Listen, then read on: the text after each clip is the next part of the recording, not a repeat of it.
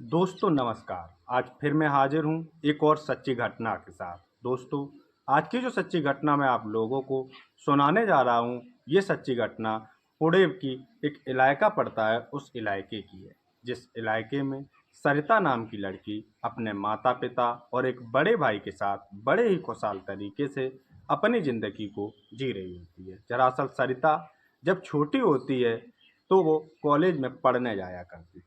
सरिता college में पढ़ रही होती है और पढ़ते पढ़ते उसकी उम्र करीब 16 से 17 या 18 साल के करीब पहुंच जाती है। इसी बीच सरिता को सेक्स की लत लग जाती है। सरिता जब भी स्कूल में जाती है तो हर एक लड़के से अपना लव अफेयर बना लेती है, जिससे वो अच्छा लगता है और उसी के साथ वो संबंध बना लेती है। ये सिलसिला जब सरिता का एक बार शुरू होता है तो रुकने का नाम ही नहीं लेता। सरिता यहाँ तक कि अब स्कूल तो छोड़ो, अपने मोहल्ले के कई लोगों के साथ जो उसे अच्छे लगते थे उनके साथ भी संबंध बना लिया करती थी। सरिता जब ये सिलसिला एक बार शुरू करती है तो रुकने का नाम नहीं लेती।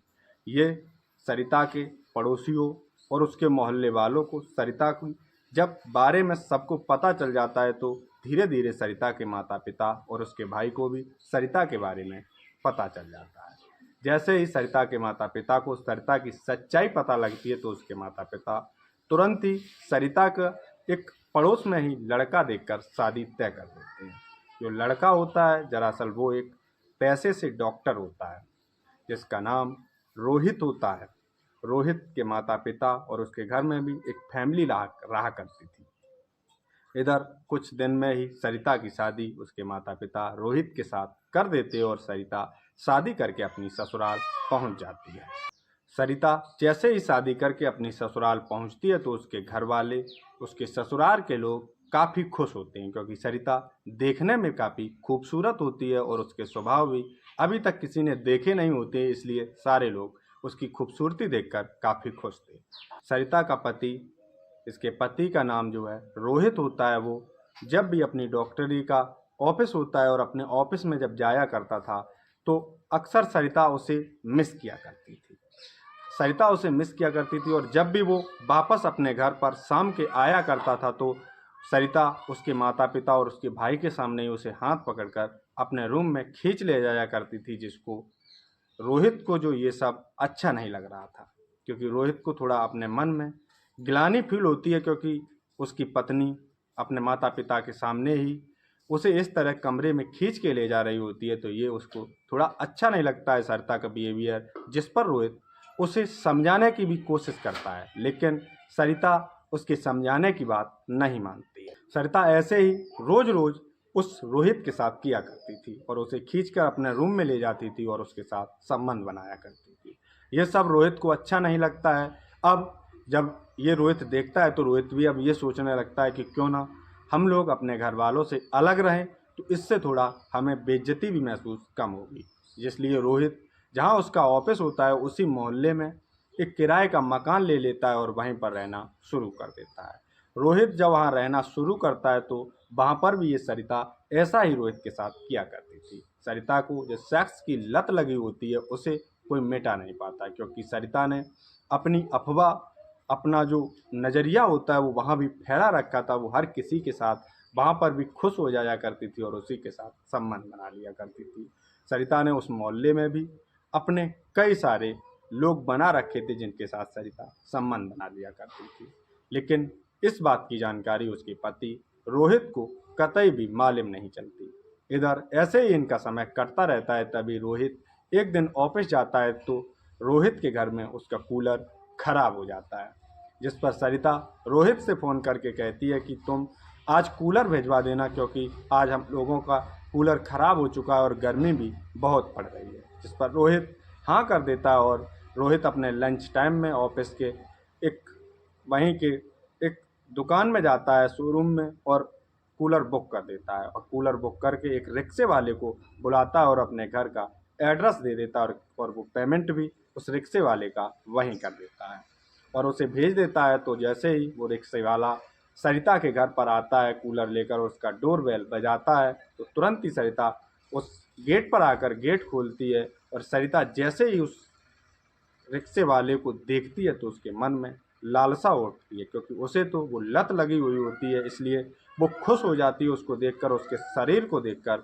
खुश हो जाती है। और जैसे ही सरिता की नज़र उस रिक्शे वाले के प्राइवेट पार्ट पर पड़ती है तो उसे देखकर वो और ज़्यादा खुश हो जाती है। सरिता जैसे ही उस रिक्शे वाले से कहती है कि तुम मेरा कूलर हमारे रूम में लगा दीजिए, वो रिक्शे वाला कहता है कि मैडम आप बताइए कौन से रूम में लगेगा। वो रिक्शे वाला उस कूलर को उठाता है और सरिता जिस रूम में बताती है उस रूम में लगा देता है। रूम में लगाकर वो वापस आ जाता है और अपने रिक्शे पर जैसे ही बैठता है तो सरिता कहती है कि क्या तुम इतनी धूम में आए हुए हो, क्यों ना तुम कुछ पानी वगैरह पी लो जिससे कि तुम्हारी थकावट उतर जाए। वो भी कहता है कि मैडम वैसे भी मुझे प्यास तो लगी हुई है, आप अगर हमें पानी पिला देंगे कि तो आपकी बड़ी मेहरबानी होगी। इस पर वो रिक्शे वाले को एक अपनी बैठक में ले जाती है और वहाँ पर बैठाकर इसके लिए पानी लाती है और इसे पिलाती है। जैसे ही पानी पीता है वो, एक गिलास पानी अपन पीती है और एक गिलास उस रिक्शे वाले को सरिता पिलाती है। ये दोनों जैसे ही पानी पीते हैं, जिसके बाद वो सरिता होती है इससे सवाल करती है कि क्या तुम दिन भर में इस रिक्शे से कितना कमा लेते हो। इस पर वो कहता है कि मैडम भाई 400-500 रुपये का काम हो जाता है और मैं अपने घर का पालन पोषण करता रहता हूँ। जिस पर सरिता कहती है कि अगर तुमको 2 से 3 हज़ार रुपये कमाने का मौका मिले तो तुम क्या करोगे। वो कहता है कि मैडम अगर हमें ऐसा मौका मिलेगा तो हम कभी उसे छोड़ना ही नहीं चाहेंगे, इसलिए क्योंकि वो तो एक गरीब आदमी होता है और उसे जब 2 से 3 हज़ार की बात कोई करता है तो उसके मन में तो काफ़ी बड़ी लालसा उठती है। इसके बाद सरिता उसके अंगों को टच करना शुरू कर देती है तो उसे भी जरा भी देर समझने में नहीं लगती है, तो वो रिक्शे वाला सरिता को भी जगह बेजगह टच करना शुरू कर देता है। जिसके बाद सरिता और वो रिक्शे वाला एक रूम में जाते हैं और दोनों अपने तन से एक एक करके सारे कपड़े अलग कर देते हैं। इसके बाद ये दोनों करीब घंटों तक उस कमरे में एक साथ संबंध बनाते हैं और करीब घंटे 2 घंटे के बाद जब ये संतुष्ट हो जाते हैं, इसके बाद सरिता और वो अपने कपड़े पहनते हैं और बाहर निकल कर बैठ जाते हैं। सरिता की बात के मुताबिक सरिता उसे 2,500 रुपये भी देती है, जिस पर वो खुश हो जाता है और सरिता उसका नंबर ले लेती है और कहती है कि जब भी मेरे पति घर से बाहर ऑफिस जाया करेंगे और मैं जब तुम्हारे पास कॉल करूं तो तुम आ जाना करना और मैं तुम्हें इतने ही पैसे दिया करूंगी। वो रिक्शे वाला भी इस बात के लिए मान जाता है और उस दिन वो अपने घर लौट जाता है। जिसके बाद रिक्शे वाला जब अपने घर पर जाता है और अपनी पत्नी को जब वो 2,500 रुपये देता है जाके, तो उसकी पत्नी भी ये देखकर तंग रह जाती है कि कैसे आज तुम इतने सारे पैसे एक दिन में कैसे कमा लाए। जिस पर वो कहता है कि आज थोड़ा काम अच्छा चला है इसलिए मैं कमा लाया। तो वो भी अब खुश हो जाती है, क्योंकि वो तो उसकी 4-5 दिन की कमाई होती है, करीब 6-7 दिन की कमाई होती है और वो कमाई उसे एक ही दिन में प्राप्त हो रही होती है, तो वो भी अब खुश हो जाती है। अब अगले दिन जैसे ही सरिता इस रिक्शे वाले के पास फ़ोन करती है तो ये फिर से उसके पास पहुंच जाता है, क्योंकि वो इससे जब भी फ़ोन किया करती थी जब उसका पति अपने डॉक्टरी के ऑफिस में जाया करता था। एक बार सरिता और इस रिक्शे वाले का ये सिलसिला शुरू होता है तो रुकने का नाम ही नहीं लेता। जिसके बाद ये जब भी रिक्शे वाले को बुलाया करती थी वो जाया करता था और इसके साथ इसके घर में संबंध बनाकर, और वो सरिता ऐसे 2,000 रुपये दिया करती तो ये लेकर अपने घर चला आया करता था। जिसके बाद ये कुछ दिनों के लिए अपने बीवी बच्चों समेत रिक्शे वाला अपने गांव चला आता है, क्योंकि ये भी एक किराए के मकान में वहीं रह रहा होता है। जिस पर सरिता फ़ोन करती है और कहती है कि तुम कब आ रहे हो। जिस पर वो कहता है कि मैडम मैं कल आपके पास आ जाऊंगा, और इतना कहकर फ़ोन काट देता है। जैसे ही अगले दिन का समय आता है तो सरिता फिर से इसके पास फ़ोन करती है और कहता है कि ये फिर से कह देता है कि मैडम मैं कल आ जाऊंगा, और कल कल करके ये 4-5 दिन का समय निकाल देता है। 4-5 दिन के बाद ये जब सरिता फ़ोन करती है तो ये उसके पास पहुंचता है और बताता है कि मैडम मैं ऐसे ऐसे गांव चला गया था और इसलिए मैं आपके पास नहीं आ पाया। जिस पर सरिता उससे गुस्सा हो जाती है और गुस्से में कहती है कि तुम मुझे इस तरह तड़पाओगे तो कैसे काम चलेगा, और क्या मैं तुमको पैसे नहीं देती, या ऐसे करके सरिता उससे चिल्लाना शुरू कर देती है। जिस पर वो कुछ नहीं बोलता और उस दिन भी ये दोनों एक साथ संबंध बनाते हैं और सरिता फिर से इसे पैसे दे देती है और ये दोनों फिर से वहीं बैठकर बातचीत करना शुरू कर देते हैं। इसके बाद सरिता कहती है कि अब तो तुम कहीं नहीं जाओगे मुझे छोड़कर। जिस पर वो कहता है कि मैडम मुझे अभी 3 से 4 दिन का काम और है। ये बात सुनने के बाद सरिता को गुस्सा आ जाता है और सरिता गुस्से में आकर वहाँ पर रखी चाय को इसके मुंह पर मार देती है, जिससे इसका चेहरा जल जाता है और चिल्लाता चीखता हुआ घर से बाहर निकल आता है और अपनी मोटरसाइकिल को चालू करता है। अपने रिक्शे को चालू करके वापस अपने घर पहुंच जाता है और जहां पर ये चेहरा ढककर पहुंचता है तो इसकी पत्नी भी इससे पूछती है कि आखिर क्या हुआ, जिस पर ये बातें बनाता है कि उसकी पत्नी सीधी सादी होती है, वो भी इसकी बात को मान लेती है। जिसके बाद पत्नी फिर से दोबारा ज़्यादा हट करती है और इसका चेहरा खुलवा लेती है। देखती है कि इसका चेहरा जला हुआ है, जिस पर इसकी पत्नी कहती है कि तुम्हारा ये हाथ किसने किया। तो ये जो रिक्शे वाला होता है ये अपनी पत्नी को नहीं बताता है और कहता है कि ऐसे ही एक ग्राहक के साथ मेरी कहासुनी हो गई होती है पैसों के लेकर और उसने मेरे ऊपर चाय फेंक दी।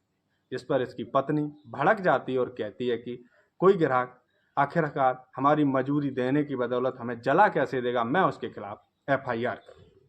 इसकी पत्नी हट कर जाती है तो ये जो रिक्शे वाला होता है ये काफ़ी रोकने की कोशिश करता है, लेकिन ये रोक नहीं पाता और इसकी पत्नी तुरंत ही 100 नंबर पर फ़ोन करके पुलिस को अपने घर बुला लेती है। अब इस रिक्शे वाले की मजबूरी हो जाती है उस सरिता का पता बताने का और ये दोनों पुलिस वालों के साथ बैठकर सरिता के घर पहुंच जाते हैं, जहां पर सरिता को पुलिस अपनी अंडर कस्टडी में करके थाने में लेकर आ जाती है और सरिता से पूछताछ करती है। तो सरिता कुछ नहीं छुपाती और सारी बातें इन दोनों की बता देती है।